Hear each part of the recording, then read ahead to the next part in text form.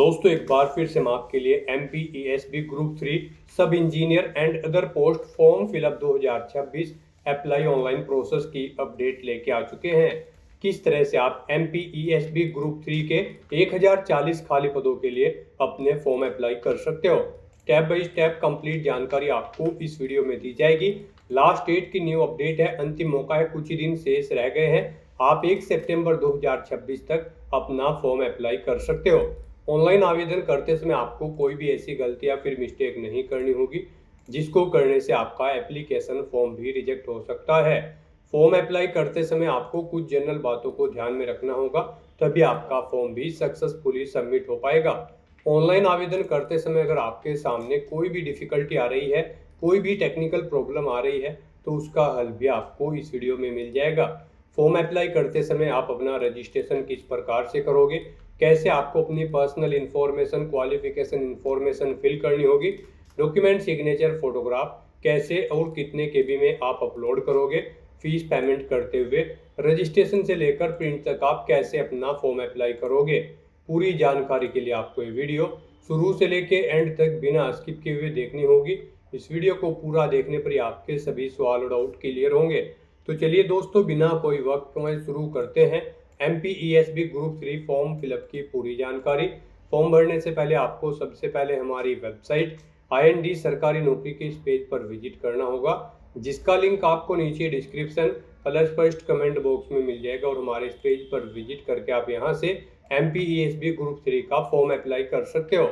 Madhya Pradesh employ selection board MPESB की ओर से group 3 सब इंजीनियर, सहायक मानचित्रकार, टेक्नीशियन एंड अदर पोस्ट के लिए कंबाइंड रिक्रूटमेंट टेस्ट 2026 का नोटिफिकेशन रिलीज कर रखा है। 1040 टोटल वैकेंसीज है। लास्ट डेट ऑनलाइन आवेदन करने की 1 सितंबर 2026 है। कुछ ही दिन शेष रह गए हैं। 6 अक्टूबर को आपका एग्जाम स्टार्ट होने जा रहा है। ITI डिप्लोमा डिग्री धारक अप्लाई कर सकते हैं। 18 से 40 वर्ष आयु सीमा है। पोस्ट वाइज आप एलिजिबिलिटी नोटिस से चेकआउट कर ले। जनरल या अदर स्टेट के लिए 560 रुपये फीस है। SC ST OBC के लिए 310 है। पोर्टल चार्ज यहाँ पर 60 रुपये रहेगा। ऑनलाइन मोड से आप फीस पेमेंट करोगे। रिटर्न एग्जाम के आधार पे आपका सिलेक्शन किया जाएगा। ऑनलाइन अप्लाई कर सकते हो। मध्य प्रदेश जॉब लोकेशन है esb.mp.gov.in, इसकी ऑफिशियल वेबसाइट है जिससे आप फॉर्म अप्लाई कर सकते हो। इम्पोर्टेंट लिंक सेक्शन के अंतर्गत ऑफिशियल नोटिफिकेशन PDF लिंक पर क्लिक करके आप इसकी PDF डाउनलोड कर सकते हो। इसमें आप सबसे पहले यहाँ पर इम्पोर्टेंट डेट चेकआउट कर ले। आवेदन शुल्क कैटेगरी वाइज आपको यहाँ पर दिया गया है। एग्जामिनेशन का पूरा शेड्यूल आप यहाँ से चेकआउट कर सकते हो। साथ ही साथ यहाँ पर आपको पोस्ट वाइज इसमें एलिजिबिलिटी की डिटेल दे दी गई है। आप यहाँ से post wise vacancy, qualification, salary detail, age limit, age relaxation की जानकारी चेकआउट कर सकते हो। साथ ही साथ यहाँ पर आपको कंप्लीट वैकेंसीज के साथ साथ में यहाँ पर एग्जामिनेशन पैटर्न, सिलेबस की भी जानकारी देखने को मिल जाएगी। फॉर्म अप्लाई करने के लिए भी जनरल गाइडलाइंस आपको दी गई है। कैसे आपको डॉक्यूमेंट, सिग्नेचर, फोटोग्राफ कितने केबी में अपलोड करने होंगे, सभी जनरल गाइडलाइंस के लिए आपको एक कंप्लीट PDF हिंदी में पूरा पढ़ना अनिवार्य है। इसको पूरा पढ़ने से ही आपके सभी सवाल और डाउट क्लियर होंगे। PDF रीड आउट करने के बाद में आपको अप्लाई ऑनलाइन के इस लिंक पर क्लिक करना होगा, तो आपके सामने ऑनलाइन आवेदन करने का ये ऑफिशियल पोर्टल ओपन हो जाएगा। यहाँ पर विजिट करने के बाद आपको इस पेज को स्क्रॉल डाउन करना होगा। यहाँ पर आने के बाद आप देख सकते हो समूह 3 के सामने आपको अप्लाई का लिंक दिया गया है। जी हाँ दोस्तों, यहाँ पर PDF का लिंक ये दिया गया है। साथ साथ अप्लाई करने के लिए आपको इस अप्लाई के लिंक पर क्लिक करना होगा। इस लिंक पर आप जैसे ही क्लिक करोगे तो आपके सामने कुछ इस तरह से इंटरफेस ओपन हो जाएगा। अब यहाँ पर आपको कुछ जनरल इंस्ट्रक्शंस दिए गए हैं, आपको इन्हें केयरफुली रीड कर लेना है। इस चेकबॉक्स को ओके करना है, आगे बढ़ाएं के इस ऑप्शन पर क्लिक करना है। फिर आपके सामने यहाँ पर ये लॉगिन का इंटरफेस ओपन होगा। अब यहाँ पर अगर आपने इस पोर्टल के थ्रू पहले भी किसी भर्ती के लिए अपने फॉर्म फिल कर रखे हैं या फिर अपना प्रोफाइल रजिस्ट्रेशन कर रखा है, तो आपको यहाँ पर अपना सामान्य पंजीकरण क्रमांक एंटर करना है। उसके बाद आपको अपनी डेट ऑफ बर्थ इस कैलेंडर में से सिलेक्ट कर लेनी है और फिर गाइज आपको इस कैप्चा कोड का आंसर यहाँ पर देना है और उसके बाद सत्यापित कर आगे बढ़ाएं के इस ऑप्शन पर क्लिक करते हुए आपको लॉगिन करके अपना फॉर्म अप्लाई कर लेना है।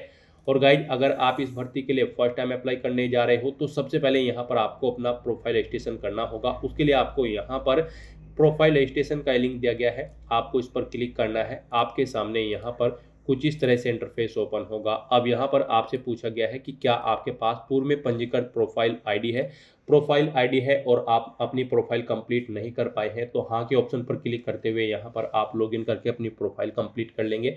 और अगर आप बिल्कुल फर्स्ट टाइम बिल्कुल न्यू हैं इस पोर्टल पर अप्लाई करने जा रहे हैं तो आपके पास कोई प्रोफाइल आईडी नहीं है तो आप यहाँ पर नहीं ऑप्शन सेलेक्ट करेंगे। उसके बाद आपके सामने यहाँ पर कुछ इस तरह से फॉर्म ओपन होगा। अब आपको यहाँ पर अपना मोबाइल नंबर एंटर करना है, अपनी ईमेल आईडी आपको एंटर करनी है, इस कैप्चा कोड का आंसर आपको यहाँ पर देना है और फिर ओटीपी प्राप्त करें के इस ऑप्शन पर क्लिक करना है। फिर यहाँ पर आपके रजिस्टर्ड मोबाइल नंबर पर एक ओटीपी आया होगा। जो मोबाइल नंबर यहाँ पर आपने एंटर किया है उस पर एक ओटीपी आया होगा, वो ओटीपी आपको यहाँ पर एंटर करना है। गाइस यहाँ पर आप कोशिश करें वो मोबाइल नंबर आप एंटर करें जिससे आपका आधार लिंक है। तो यहाँ पर अपना ओटीपी एंटर करने के बाद फिर आपको ओटीपी सत्यापन करें के इस ऑप्शन पर क्लिक करके अपना ओटीपी यहाँ पर वेरीफाई कर लेना है। नेक्स्ट आपके सामने कुछ इस तरह से इंटरफेस ओपन होगा। यहाँ पर आपके रजिस्टर्ड मोबाइल नंबर पर आपको एक रजिस्ट्रेशन आईडी और पासवर्ड सबमिट कर दिए गए हैं।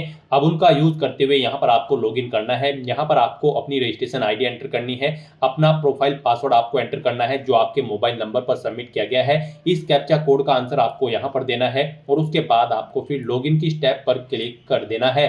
नेक्स्ट यहाँ पर आपको अपना ई-केवाईसी सत्यापन करना है।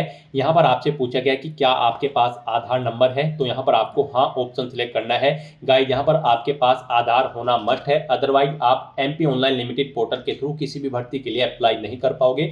तो यहाँ पर आप हाँ ऑप्शन सिलेक्ट करें और फिर यहाँ पर आप ऑप्शन सिलेक्ट करें आप ओटीपी के द्वारा अपना सत्यापन करना चाहते हैं या फिर बायोमेट्रिक स्कैन के द्वारा।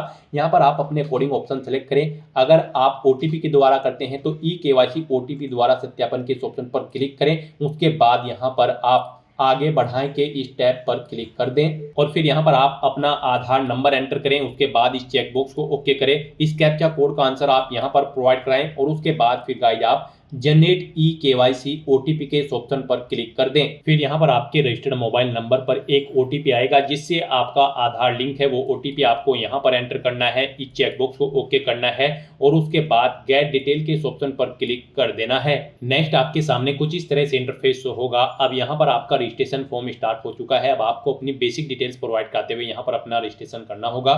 सबसे पहले यहाँ पर गाइड आपको अपना नाम एंटर करना है। उसके बाद यहाँ पर आपको अपना उपनेम यहाँ पर एंटर करना है। फिर यहाँ पर आपको अपने पिता या पति का नाम देना है, अपनी मदर का नाम आपको एंटर करना है।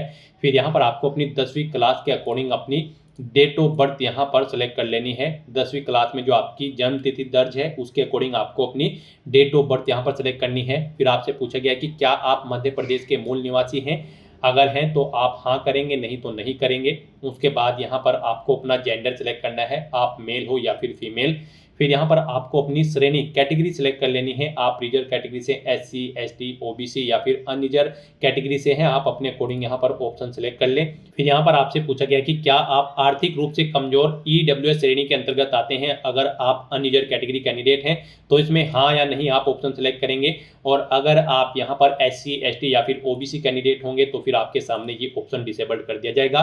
फिर यहाँ पर आपको अपनी हायर क्वालिफिकेशन सेलेक्ट कर लेनी है, यानी कि आपकी जो हाईएस्ट क्वालिफिकेशन है वो आपको यहाँ पर सिलेक्ट कर लेनी है। आपने यहाँ पर ग्रेजुएशन, पोस्ट ग्रेजुएशन या फिर 12वीं या फिर कोई इंजीनियरिंग डिग्री, डिप्लोमा, जो भी आपकी हायर क्वालिफिकेशन है वो यहाँ पर आपको सिलेक्ट कर लेनी है। फिर आपको अपने निवास का क्षेत्र यहाँ पर सिलेक्ट करना है, आप रूरल एरिया में रहते हैं या फिर अर्बन एरिया में यानी कि ग्रामीण या शहरी, आप अपने अकॉर्डिंग ऑप्शन सेलेक्ट करें। फिर यहाँ पर आपसे पूछा गया कि क्या आप दिव्यांग कैंडिडेट हैं और आपकी डिसेबिलिटी न्यूनतम 40% है, अगर है तो आप हाँ करेंगे, नहीं तो नहीं ऑप्शन सेलेक्ट करेंगे। हाँ ऑप्शन अगर आप सेलेक्ट करते हैं तो फिर यहाँ पर आपको अपनी दिव्यांगता का प्रकार सेलेक्ट कर लेना है और अगर आप दिव्यांग कैंडिडेट नहीं हैं तो सिंपली यहाँ पर आप नो ऑप्शन सेलेक्ट कर लेंगे। उसके बाद यहाँ पर आपको ये डिटेल प्रोवाइड नहीं करानी होगी। फिर यहाँ पर आपको अपनी वैवाहिक स्थिति का विवरण देना है। यहाँ पर आपसे पूछा गया कि क्या आप विवाहित हैं, अगर हैं तो आप हाँ करेंगे और यहाँ पर फिर आपको अपनी विवाह की तिथि सेलेक्ट करनी होगी और अगर नहीं है आप विवाहित तो आप नहीं ऑप्शन सेलेक्ट कर लेंगे। अगर आप विवाहित हैं तो यहाँ पर आपको फिर अपने जीवित बच्चों की संख्या देनी है, अंतिम बच्चे की जन्म तिथि यहाँ पर आपको सेलेक्ट करनी है। अंतिम बच्चा जुड़वा है तो आप हाँ करेंगे, नहीं तो नो ऑप्शन सेलेक्ट करेंगे। इस तरह से यहाँ पर आपको अपनी डिटेल देने के बाद फिर आपको अपनी एड्रेस की डिटेल यहाँ पर प्रोवाइड करनी है। यहाँ पर सबसे पहले आपको अपना मकान नंबर एंटर करना है, गली मोहल्ला गांव क्षेत्र कॉलोनी शहर या तहसील एंटर करनी है, अपना स्टेट आपको सेलेक्ट करना है, इसके अकॉर्डिंग आपको डिस्ट्रिक्ट यहाँ पर सेलेक्ट कर लेना है। फिर यहाँ पर आपको अपना पिन कोड एंटर कर देना है। इस तरह से यहाँ पर आपको अपने एड्रेस की डिटेल प्रोवाइड करनी है। फिर यहाँ पर आपको आपका मोबाइल नंबर और ईमेल आईडी ऑटोमेटिकली फिर मिलेगी जो आपने रजिस्ट्रेशन आईडी क्रिएट करते हुए प्रोवाइड कराई थी। अब यहाँ पर आपको आपकी बॉडी पर कोई कट या तिल का निशान है तो उस पैलेस का नाम यहाँ पर देना है। फिर आप परीक्षा में जब पार्टिसिपेट करेंगे उस समय अपना कौन सा फोटोयुक्त पहचान पत्र शो करेंगे वो यहाँ पर आपको सेलेक्ट कर लेना है। आधार कार्ड, पैन कार्ड या फिर ड्राइविंग लाइसेंस, उसका नंबर यहाँ पर आपको एंटर करना है। आपका आधार कार्ड नंबर आपको ऑटोमेटिकली यहाँ पर फिर मिलेगा। फिर आपको घोषणा पत्र में इस चेकबॉक्स को ओके करना है और उसके बाद गाइज आपको पंजीकृत करें के इस ऑप्शन पर क्लिक कर देना है। नेक्स्ट यहाँ पर आपको अपना लाइव फोटो कैप्चर करना है, अपने सिग्नेचर अपलोड करने हैं, अपना handwritten declaration document upload करना है, अपनी जन्म तिथि का प्रमाण पत्र यहाँ पर आपको अपलोड करना है, अपना कास्ट सर्टिफिकेट यहाँ पर आपको अपलोड करना है अगर आप रिजर्व कैटेगरी से बिलोंग करते हैं। दिव्यांग कैंडिडेट हो तो आपको यहाँ पर दिव्यांगता का प्रमाण पत्र अपलोड करना होगा। इनके लिए आपको गाइडलाइन दी गई है, इन्हें ध्यान में रखते हुए आपको अपने डॉक्यूमेंट्स को आपको अपलोड करना है। यहाँ पर गाइड जब आप अपना लाइव फोटो कैप्चर करेंगे तो उस पैलेस पर प्रॉपर वे में लाइट होनी चाहिए और आपका सिंपल प्लेन बैकग्राउंड होना चाहिए जब आप अपना लाइव फोटो कैप्चर करेंगे। यहाँ पर जब आप अपना फोटो कैप्चर करेंगे तो आपको अपने चेहरे पर कोई मास्क नहीं लगाना है, चेहरे पर कोई चश्मा वगैरह नहीं लगाना है, कानों में ईयरफोन्स या ब्लूटूथ आपको नहीं लगाने हैं। सीधा फॉरवर्ड आपको कैमरे की तरफ देखना है और अपना लाइव फोटो कैप्चर कर लेना है। यहाँ पर आपको ये कुछ इंस्ट्रक्शन दी गई हैं आपके इन डॉक्यूमेंट्स को अपलोड करने के लिए। आपको इन्हें रीड करना है और उसके बाद अपने डॉक्यूमेंट्स यहाँ पर आपको अपलोड करने हैं। जब यहाँ पर आप अपना लाइव फोटो कैप्चर करेंगे तो यहाँ पर आपके पास इसे कैप्चर करने के लिए दो ऑप्शन हैं। आप यहाँ पर वेब कैमरा के थ्रू अपना फोटो कैप्चर कर सकते हैं या फिर क्यूआर कोड को स्कैन करते हुए अपने मोबाइल फोन से भी आप अपना फोटो कैप्चर कर सकते हैं। यहाँ पर वेब कैमरा के थ्रू जब आप अपना फोटो कैप्चर करेंगे तो आप फोटो कैप्चर के इस ऑप्शन पर क्लिक करेंगे और अपने वेब कैमरा के थ्रू यहाँ पर आप अपना लाइव फोटो कैप्चर कर लेंगे। अगर क्यूआर कोड के थ्रू अपना फोटो कैप्चर करना चाहते हैं तो आप जनरेट क्यूआर के इस ऑप्शन पर क्लिक करें। ये क्यूआर कोड आप अपने मोबाइल फोन से स्कैन करें, जो भी आपके मोबाइल फोन में क्यूआर कोड रीड करने की एप्लीकेशन होगी उसके थ्रू आप इसे स्कैन करें और अपना लाइव फोटो यहाँ पर कैप्चर कर लें। उसके बाद गाइड यहाँ पर आपको इस चेकबॉक्स को ओके करना है कि मुझे अपना फोटो हस्ताक्षर उचित स्थान पर सही और स्पष्ट दिखाई दे रहा है। फिर यहाँ पर आपको अपने सिग्नेचर अपलोड करने हैं। सिग्नेचर अपलोड करने के लिए भी आपको ब्राउज के ऑप्शन पर क्लिक करना है, फाइल को सेलेक्ट कर लेना है और अपने सिग्नेचर यहाँ पर आपको अपलोड कर देने हैं। उसके बाद आपको अपना handwritten declaration document upload करना है। उसके लिए भी यहाँ पर आपको ब्राउज के ऑप्शन पर क्लिक करना है, फाइल को सेलेक्ट कर लेना है और अपना handwritten text declaration document यहाँ पर आपको अपलोड कर देना है। उसके बाद आपको इन चेकबॉक्सेस को ओके कर देना है कि आपको आपके हस्ताक्षर और हस्तलिखित टेक्स्ट उचित स्थान पर सही और स्पष्ट दिखाई दे रहे हैं। और उसके बाद फिर गाइस यहाँ पर आपको upload photo signature handwritten text के इस टैब पर क्लिक करते हुए अपने इन तीनों डॉक्यूमेंट्स को यहाँ पर अपलोड कर देना है। उसके बाद फिर यहाँ पर आपको अपनी जन्म तिथि का प्रमाण पत्र अपलोड करना है। इसमें आप अपनी 8वीं या फिर 10वीं या फिर 12वीं का सर्टिफिकेट या फिर रिजल्ट अपलोड कर सकते हैं। यहाँ पर इनकी विड्थ डॉक्यूमेंट के आपके 700 पिक्सल से 800 पिक्सल के बीच में होनी चाहिए, हाइट 400 पिक्सल से 950 पिक्सल के बीच में होनी चाहिए और ये तीनों डॉक्यूमेंट आपके जेपीजी फॉर्मेट में होने चाहिए। तो इन डॉक्यूमेंट्स को भी अपलोड करने के लिए आपको चूज फाइल के ऑप्शन पर क्लिक करना है, फाइल को सिलेक्ट कर लेना है और upload birth certificate, upload caste certificate, upload handicap certificate के ऑप्शन पर क्लिक करते हुए अपने इन तीनों डॉक्यूमेंट्स को भी यहाँ पर आपको अपलोड कर देना है। और फिर गाइस यहाँ पर आपको सबमिट डिटेल के इस ऑप्शन पर क्लिक कर देना है। फिर यहाँ पर आपको आपके रजिस्ट्रेशन का पूरा प्रीव्यू शो कर दिया गया है। आपको सभी डिटेल्स केयरफुली चेकआउट करनी है, पेज को नीचे स्क्रॉल डाउन करना है और उसके बाद आपको प्रिंट प्रोफाइल रिसिप्ट के इस ऑप्शन पर क्लिक करके अपनी प्रोफाइल का एक हार्ड कॉपी रिसिप्ट ले लेना है फ्यूचर यूज के लिए। अपना प्रोफाइल रजिस्ट्रेशन करने के बाद आपको एक बार फिर से हमारी वेबसाइट के इसी पेज पर आकर इंपोर्टेंट लिंक सेक्शन में अप्लाई ऑनलाइन के लिंक पर क्लिक करना है। फिर आपके सामने मध्य प्रदेश कर्मचारी चयन मंडल का ये पोर्टल एक बार फिर से ओपन होगा। अब यहाँ पर आने के बाद आपको एक बार फिर समुद्री उपयंत्री, मानचित्रकार, प्रयोगशाला तकनीशियन एवं अन्य समकक्ष पदों की भर्ती हेतु संयुक्त भर्ती परीक्षा 2026 के इस सेक्शन में आना है। और यहाँ पर आने के बाद आपको अप्लाई ऑनलाइन के इस इमेज पर क्लिक करना है। फिर आपके सामने यहाँ पर कुछ इस तरह से इंटरफेस ओपन होगा। अब आपको ये जनरल इंस्ट्रक्शंस रीड आउट कर लेने हैं, इस चेकबॉक्स को ओके करना है, आगे बढ़ाएं के ऑप्शन पर क्लिक करना है। अब गाइस यहाँ पर आपको अपना सामान्य पंजीकरण क्रमांक एंटर करना है जो आपको आपका प्रोफाइल रजिस्ट्रेशन करने के बाद प्राप्त हुआ है, और फिर आपको यहाँ पर अपनी डेट ऑफ बर्थ इस कैलेंडर में से सिलेक्ट कर लेनी है। उसके बाद आपको इस कैप्चा कोड का आंसर यहाँ पर देना है और फिर सत्यापित कर आगे बढ़ाएं के इस ऑप्शन पर क्लिक करना है। फिर आपके सामने कुछ इस तरह से इंटरफेस ओपन होगा। यहाँ पर आपने अपना प्रोफाइल रजिस्ट्रेशन करते समय जो डिटेल प्रोवाइड कराई है उनका प्रीव्यू आपको शो कर दिया गया है। आपको इन्हें केयरफुली चेकआउट करना है। कहीं पर कोई मिस्टेक है तो आप एडिट प्रोफाइल रजिस्ट्रेशन के इस लिंक पर क्लिक करते हुए अपनी प्रोफाइल एडिट कर सकते हैं, और अगर सभी चीज़ें ओके हैं तो बस यहाँ पर अब आपको आगे बढ़ाएं के इस ऑप्शन पर क्लिक करना है। नेक्स्ट आपके सामने कुछ इस तरह से इंटरफेस ओपन होगा। अब यहाँ पर आपका फॉर्म स्टार्ट हो चुका है।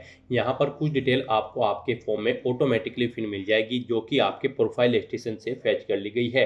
अब यहाँ पर आपको इस पेज को नीचे स्क्रॉल करते हुए कॉलम नंबर 31 पर आ जाना है, सीरियल नंबर 31 पर। यहाँ पर अब आपसे पूछा गया है कि क्या आप भूतपूर्व सैनिक है या फिर दिव्यांग है या फिर आप संविदा कर्मी है।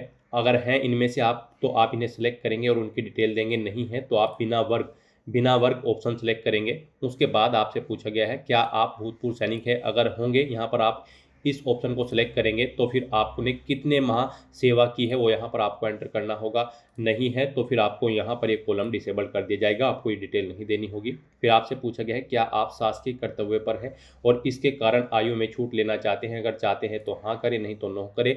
यहाँ पर गाइड आपको ये कुछ ऑप्शंस दिए गए हैं। इनमें से अगर आप किसी के अंतर्गत भी आते हैं तो फिर यहाँ पर आपको आयु सीमा में छूट दी जाएगी अगर आप मध्य प्रदेश के स्थायी निवासी होंगे। जैसे कि अगर आप मध्य प्रदेश के अधीन छटनीशुदा कर्मचारी है, आप हाँ ऑप्शन सेलेक्ट करते हैं तो आपको यहाँ पर फिर आयु सीमा में छूट दी जाएगी। आप विधवा, परित्यागता या फिर तलाकशुदा है या फिर आप विक्रम पुरस्कार से सम्मानित खिलाड़ी हैं तो इन डिटेल्स को आप यहाँ पर चेकआउट करें, और इनमें से अगर आप कोई है तो आपको यहाँ पर आयु सीमा में छूट दी जाएगी। और अगर आप इनमें से किसी के अंतर्गत नहीं आते हैं तो सिंपली यहाँ पर आप नहीं ऑप्शन सेलेक्ट कर लेंगे। फिर यहाँ पर आपसे कुछ और ऑप्शन दिए गए हैं। अगर आप हाल ही के भारत पाक संघर्ष में अपंग हुए सैनिकों से हैं, हाल ही के भारत पाक संघर्ष में मर्द सैनिकों के प्रत्येक सैनिक के परिवार के अधिक से अधिक 2 आश्रित व्यक्तियों को यहाँ पर आयु सीमा में छूट दी जाएगी। भूतपूर्व सैनिकों को, निर्वाचन के विशेष अतिशेष कर्मचारी को, जनगणना 1981 के अतिशेष कर्मचारियों को।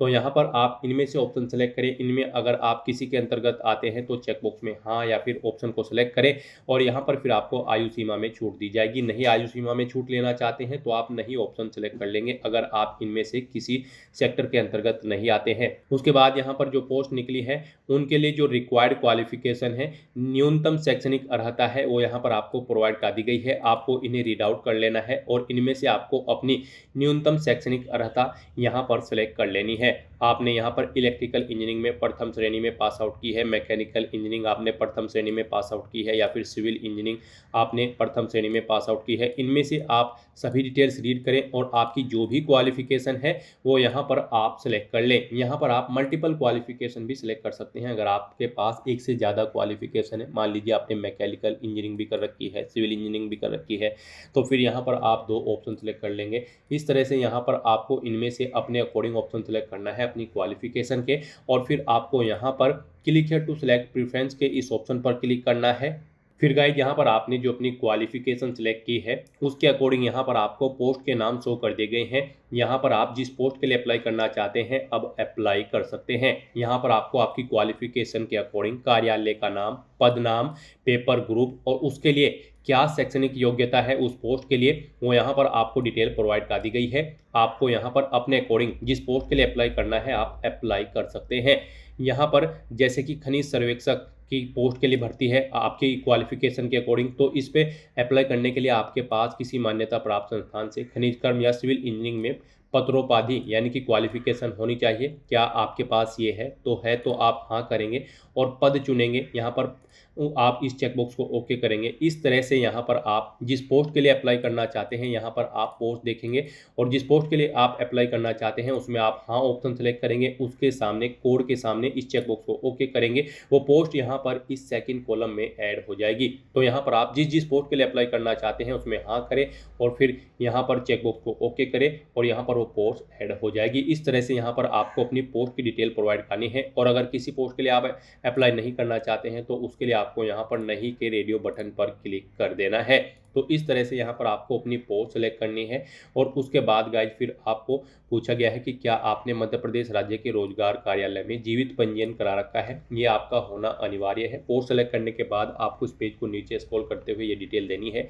यहाँ पर आप अपना पंजीयन क्रमांक देंगे, किस डेट को कराया है वो डेट आप सेलेक्ट करेंगे। आपको यहाँ पर पंजीयन क्रमांक में हाँ ऑप्शन सेलेक्ट करना होगा कि आपने पंजीयन करा रखा है। उसके बाद यहाँ पर आपको अपना जिला सेलेक्ट करना है, किस जिले में आपने पंजीयन कराया हुआ है वो यहाँ पर आपको सेलेक्ट कर लेना है। फिर आपसे पूछा गया है न्यूनतम शैक्षणिक अर्हता, न्यायालय प्रकरण पर अंतरिम राहत एवं अन्य अर्हताओं को आपने अच्छी तरह से पढ़ लिया है और आप यहाँ पर तदनुसार शैक्षणिक एवं अन्य अर्हता रखते हैं। यानी कि ऊपर आपने जो भी क्वालिफिकेशन सेलेक्ट की है और उसके बाद आपने जो भी पोस्ट सेलेक्ट की है उस पोस्ट पर अप्लाई करने के लिए आपके पास रिक्वायर्ड क्वालिफिकेशन है और उस पोस्ट पर अप्लाई करने के लिए जो रिक्वायर्ड क्वालिफिकेशन है उसे आपने अच्छी तरह से पढ़ लिया है। तो यहाँ पर आपको हाँ ऑप्शन सेलेक्ट करना है। फिर यहाँ पर आपको आपका आधार नंबर ऑटोमेटिकली फिर मिलेगा। उसके बाद आपसे पूछा गया है कि क्या आपके पास समग्र आईडी क्रमांक है, अगर है तो आप हाँ करेंगे और अपना क्रमांक एंटर करेंगे, नहीं है तो आप नहीं ऑप्शन सेलेक्ट कर लेंगे। उसके बाद यहाँ पर आपको अपनी एग्जाम सिटी सेलेक्ट कर लेनी है। यहाँ पर आपको 11 चॉइसेस दी गई है, आप अपनी चॉइस के अकॉर्डिंग 11 एग्जाम सिटी यहाँ पर सेलेक्ट कर लेंगे। जिस एग्जाम सिटी को आप जिस नंबर पर प्रेफरेंस देना चाहते हैं उस नंबर पर सेलेक्ट कर लें। उसके बाद आपको घोषणा पत्र में आना है, इन डिटेल्स को रीड आउट करना है, इस चेकबॉक्स को ओके करना है और फिर गाइज आपको यहाँ पर आगे बढ़ाएं के इस ऑप्शन पर क्लिक करना है। नेक्स्ट यहाँ पर आपको अपने एजुकेशनल सर्टिफिकेट अपलोड करने हैं। पीछे आपने जो पोस्ट सेलेक्ट की है उसके अकॉर्डिंग जो यहाँ पर आपकी रिक्वायर्ड क्वालिफिकेशन है उसकी डिग्री, डिप्लोमा या फिर सर्टिफिकेट आपको अपलोड करना है। आपका ये डॉक्यूमेंट यहाँ पर 700 से 800 पिक्सल के बीच में उसकी विड्थ होनी चाहिए, हाइट 400 पिक्सल से 950 पिक्सल के बीच में उसकी होनी चाहिए और यहाँ पर ये डॉक्यूमेंट आपका जेपीजी फॉर्मेट में होना चाहिए। 150 केबी से कम इस डॉक्यूमेंट का साइज होना चाहिए। तो यहाँ पर अपनी एजुकेशनल क्वालिफिकेशन का सर्टिफिकेट, डिग्री या फिर डिप्लोमा अपलोड करने के लिए गाइज आपको चूज फाइल के इस ऑप्शन पर क्लिक करना है, फाइल को सिलेक्ट कर लेना है और अपलोड के इस ऑप्शन पर क्लिक करते हुए यहाँ पर आपको अपना एक क्वालिफिकेशन सर्टिफिकेट अपलोड कर देना है। गाइज यहाँ पर अगर आपके सर्टिफिकेट की गाइडलाइन हाइट या विड्थ या फिर उसका साइज या फिर फॉर्मेट दी गई गाइडलाइंस के अकॉर्डिंग नहीं है तो आपको गूगल पर जाना होगा, इमेज रिसाइजर टाइप करना होगा, मल्टीपल ऑनलाइन वेबसाइट ओपन हो जाएंगी। कोई भी वेबसाइट आप ओपन कर ले, उसमें आप अपना वो डॉक्यूमेंट अपलोड करें जिसका साइज आप दी गई गाइडलाइन के अकॉर्डिंग सेट करना चाहते हैं और फिर उसका साइज सेट करके वहां से डाउनलोड करके यहाँ पर आप अपलोड कर दे। इस तरह से यहाँ पर अपने क्वालिफिकेशन सर्टिफिकेट अपलोड करने के बाद गाइज फिर आपको सबमिट डिटेल के इस ऑप्शन पर क्लिक करना होगा। नेक्स्ट यहाँ पर आपने पीछे अब तक जो भी डिटेल अपने एप्लीकेशन फॉर्म में प्रोवाइड कराई है उसका पूरा प्रीव्यू आपको शो कर दिया गया है। आपको सभी डिटेल्स केयरफुली चेकआउट करनी है, इस पेज को नीचे स्क्रॉल करना है और यहाँ पर आने के बाद आपको प्रिंट के इस ऑप्शन पर क्लिक करते हुए अपने एप्लीकेशन फॉर्म का एक हार्ड कॉपी या फिर सॉफ्ट कॉपी प्रिंट आउट ले लेना है और उसके बाद गाइज फिर आपको प्रोसीड टू पेमेंट के इस ऑप्शन पर क्लिक करना है। फिर आपके सामने फीस पेमेंट का ये इंटरफेस ओपन होगा। अब आप यहाँ पर net banking, debit card, credit card या फिर यूपीआई के माध्यम से अपना फीस पेमेंट कर सकते हैं। यहाँ पर आपके लिए सबसे बेस्ट और इजी ऑप्शन यूपीआई का रहेगा। आप यूपीआई के इस ऑप्शन पर क्लिक करें। उसके बाद आप यहाँ पर पेटीएम या फिर pay gov India, NDML for government of India इस ऑप्शन के थ्रू अपना फीस पेमेंट कर सकते हो। इसमें आपके लिए बेस्ट ऑप्शन पेटीएम का रहेगा। आप पेटीएम के इस ऑप्शन पर क्लिक करें। फिर यहाँ पर आपको आपकी कैटेगरी के अकॉर्डिंग एप्लीकेशन फीस का अमाउंट देखने को मिलेगा। अब आपको ये फीस पेमेंट करना है। फीस पेमेंट करने के लिए अब आप एक बार फिर यहाँ पर सबमिट के इस ऑप्शन पर क्लिक करें। फिर आपके सामने ये क्यूआर कोड शो होगा, आप इसे अपने यूपीआई से स्कैन करें और अपना फीस पेमेंट कर दें। सक्सेसफुली फीस पेमेंट करते ही यहाँ पर आपके एप्लीकेशन फॉर्म की सभी टास्क कंप्लीट हो जाएगी, आपका फॉर्म सबमिट हो जाएगा। फिर आपको अपने फॉर्म का एक हार्ड कॉपी या फिर सॉफ्ट कॉपी प्रिंट आउट ले लेना है फ्यूचर यूज के लिए, फ्यूचर रेफरेंस के लिए। तो दोस्तों ऐसे आप MPESB ग्रुप 3 की इस भर्ती के लिए अपने फॉर्म अप्लाई कर सकते हो बिना कोई मिस्टेक किए हुए। आज की इस वीडियो में बस इतना ही। आई होप ये वीडियो आपको पसंद आई होगी। अगर पसंद आई हो तो इसे लाइक और शेयर करें। चैनल पर नए हो तो इसे सब्सक्राइब कर लें। Thanks for watching.